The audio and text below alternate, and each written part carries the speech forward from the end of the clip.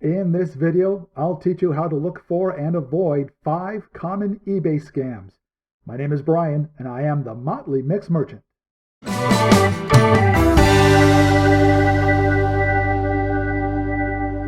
Hello everybody, welcome back to another episode of M Cubed. Well, if you are a newcomer to eBay, a new seller, be ready because you're going to see them. They're eBay scams. People pull them all the time. Unfortunately, it is just something you have to deal with in this business, especially on the online platforms, and eBay especially. If you're a newcomer with less than, I'd say, 20 feedbacks, you are going to be a target for scammers. So what we're going to do in this video is take a look at 5 very common scams on eBay, and I'm going to show you what to look for, how to recognize them, and how to protect yourself moving forward after they hit you at least one time. So let's start off with number 5. This scam I like to call the PayPal account is frozen scam.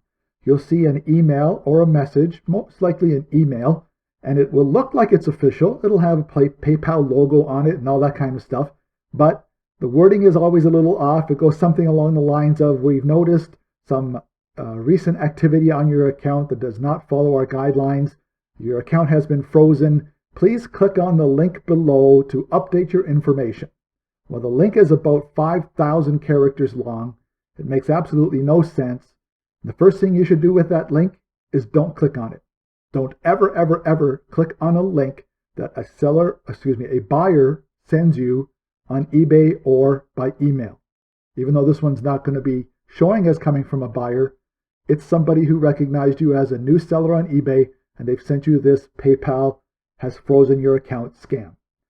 So don't click on anything. First of all, go right to PayPal and log into your account on a separate browser or a separate window and check and see if there are any messages to you from PayPal about your account being frozen. Now, funds are held in your PayPal account when you're a new seller for a certain amount of time because they want to make sure the transaction goes well and that the customer gets their item and all that kind of stuff before the money is released to you. So there will be a sort of hold put on funds in your account, but your account has not been frozen. It's just holding the money until the transaction is completed. So that's what the scammers are hoping, that you're going to think that because there's a hold on the money, that you're going to click on this link to fix things, and then you have to re-input all your information, and you just gave the scammers all your information about your banking and your PayPal account. So if you ever see this email message from somebody, your PayPal account has been frozen, go right to PayPal, check it out, and just don't click on any links. Number 4. This one I like to call the I tried to pay but it won't work scam. You will get a message from the buyer probably about a day after they make their purchase, and what it will say is, I tried to make my payment, but eBay says I can't make my payment through PayPal and that there's a problem at your end. They gave me this link to have you fix the problem. Again, don't click on any links that a buyer sends you in a message. It's a scam. They're trying to get you to click through and give all your information to them. There is never a problem with payments on eBay that you can fix from your end if the problem is that the buyer can't make the payment. It has nothing to do with you. It has to do with eBay and or PayPal and or their accounts and or their credit cards. So anytime anybody tries to contact you through the messaging system and says that they're having a problem paying and eBay says you have to fix it, no, you don't. You don't have to fix anything. Don't click on any links, and let them know that they can figure it out themselves and they can take care of it with eBay and PayPal, and you'll wait for the payment to clear. 99 times out of 100, that payment will never be made, and you'll be able to cancel the purchase and resell that item. Number 3. This one is the ship it to a different address, please scam. You'll get a message from the buyer, probably a day after you sell the item, and they will ask you if you could please ship this item to a different address than the one that's on PayPal. I want to ship this to my cousin, or I want to ship this to my niece, or I just moved and I forgot to change my address. 99 times out of 100, again, it's a scam. They are trying to get you to send something outside of the eBay platform. As soon as you ship something to an address that is not the address that is verified by eBay and PayPal, you lose all buyer protection. There is nothing you can do if they say they don't receive the item and you have to give them a refund. Or if they say, I never made this purchase, and you have to give them a refund. If you ship to an address other than the verified address on eBay and or PayPal, you're out of luck. So don't ever change the address on the shipping label without having them go in first and change the address from their end. Now they can do it, I think they can do it on the invoices if they receive an invoice from you. If not, you just have to get them to request to cancel the sale, then they change their address, and then they can buy the item again. That's the only way around it. Don't ever ship something to another address because the buyer asked you to in a message. Number 2. This one is the EIN Ad Scam. EIN Ad stands for Item Not As Described. It is the catch-all term that buyers can use to return an item, sometimes for absolutely no reason.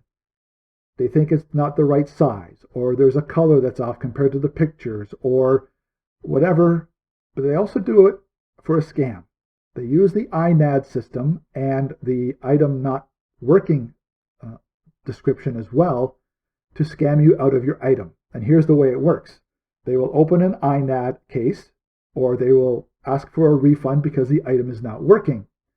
You have to give them the refund, especially on EIN Ad.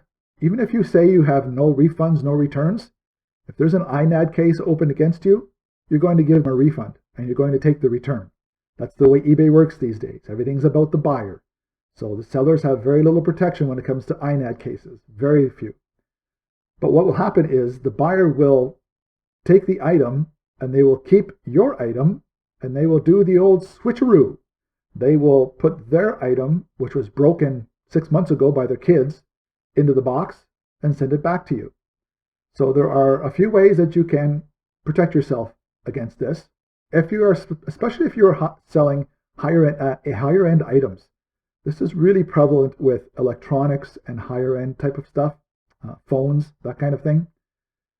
There's 2 things that you can do if you suspect that there is a fraud that's about to take place. The first thing you need to do before you even ship the item is to use an invisible ink marker and put some identifying marks on your item.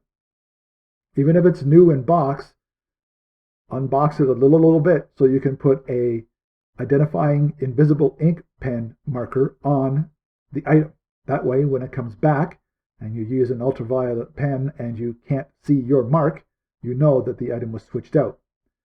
The other thing you have to do if you suspect something is fishy going on when you get the item back, you need to videotape the entire transaction from the time you answer the door to get the item from the mail carrier or from the parcel delivery service. Whoever brings back your package, you need to have your camera rolling on your phone and tape everything from the time they get there to the time you open the box, show what's inside, and figure out whether it is actually your item or not. If you can tell right away that it's not your item, that's all the better, because then you'll have it on tape all the way from the hands of the delivery person right to opening the box. So that is the way to protect yourself as best as you can against fraud of returned items being switcherooed on you by the buyer. Unfortunately, it happens, especially with higher end items. It's just the scammers are out there, and so you have to be careful and you have to protect yourself. And the best way to do that is just to be a little proactive with the invisible ink marker and to be ready if something does get sent back to you. Oh, and one more thing about returns. Don't ever give a refund until you get the item back. Not even a partial refund. That just builds on the problem and lets them think that they're getting away with something by asking for a partial refund. And sometimes they even blackmail you saying, give me half my money back or I'm going to give you a negative feedback. Well, they can go ahead and say that because eBay will definitely take down the negative feedback and flag their account if you fight that, if they do end up doing that because you didn't give the partial refund. So don't ever give a refund without getting the item back from the buyer. That's the only way to protect yourself completely from fraud cases like that. Number 1. I like to call the number 1 scam we see all the time on eBay the kindly scam. The way it works is this. Somebody buys your item, and again, the only way that they can pull this off is if your item does not have a pay immediately tag on it. So if you do a buy it now, but they don't have to pay as soon as they buy it now, and they have a day or two to pay for it, this is when you're going to get hit with this scam. Usually right away, you'll get an email message in the eBay system from the buyer, and it will say, "Thank you very much for accepting my bid. Kindly contact me at such and such a number or at such and such an email so we can discuss the payment and the shipping of this item." First of all, nobody in the English language uses kindly anymore when it comes to contacting people like this, especially on eBay.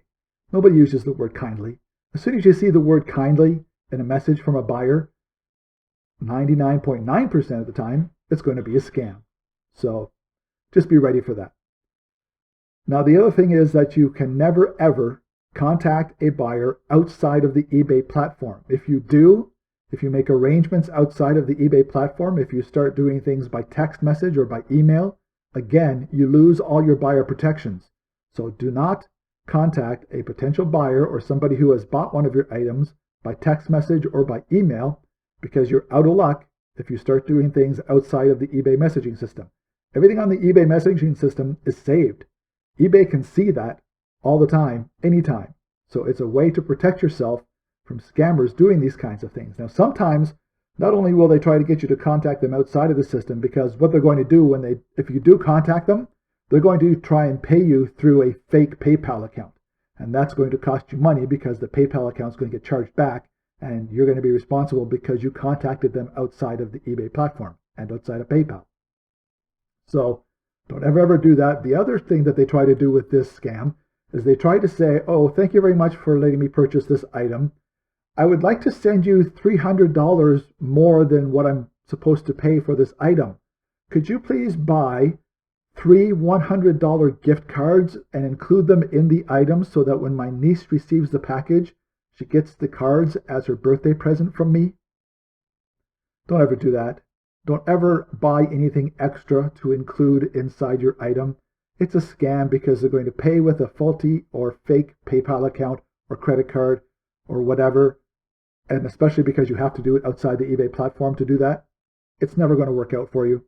That is scam number one. That is the scam that is talked about the most in the Facebook groups when it comes to thrifting and reselling. And it's the scam you are most likely to see if you are a new seller on eBay. So be very, very careful of what I call the kindly scam. Kindly ignore it.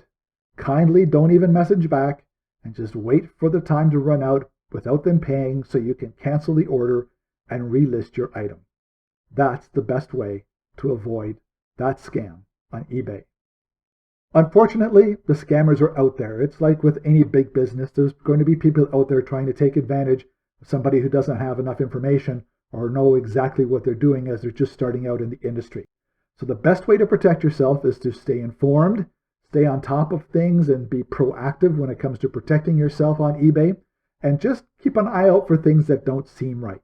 If something doesn't feel right in your gut, go with that and contact eBay or contact PayPal directly and see if it is actually something that you should be worried about. Most times, it's not going to be anything to worry about. It's just somebody trying to pull a fast one on you. So eBay is a great platform. I don't want to scare anybody away by doing this video, but those of us who've been doing this for a little while, trying to educate the newcomers and let them know that be ready. It's probably going to happen to you when you first start out. But if you ignore them, know what to look for, and know how to protect yourself, eBay is a great platform to sell on. You can make a great part-time or full-time living on it if you really work at it. And I just want everybody to be safe and have a really great time selling on eBay and all the other platforms that are out there. Thanks for tuning in, everybody. Stay well. Happy selling. I'll see you on the next episode. Bye for now. Cheers.